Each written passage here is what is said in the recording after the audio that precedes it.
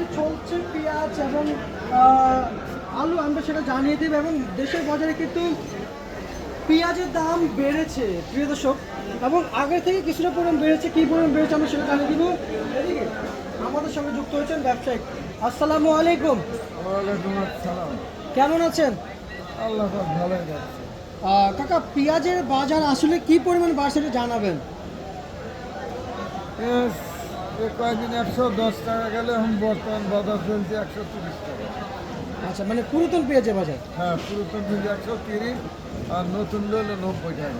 মানে মাঝখানে একটু কম ছিল বাজার। প্রিয় দর্শক, আপনারা শুনতে পাচ্ছেন বর্তমানে পেঁয়াজের দাম 110 টাকা থেকে 190 টাকার মধ্যে আছে।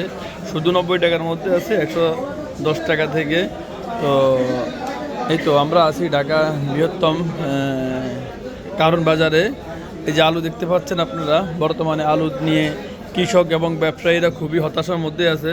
সরকার যদি কৃষকের দিকে এবং কি ব্যবসায়ীদের দিকে একটু নজর দিয়ে আলু যদি বাংলাদেশের বাইরে কিছু আলু যদি এক্সপোর্ট করে, তাহলে সাধারণ মানুষও স্বস্তি পাবে এবং কি ব্যবসায়ীরা এবং কি কৃষকও স্বস্তি পাবে।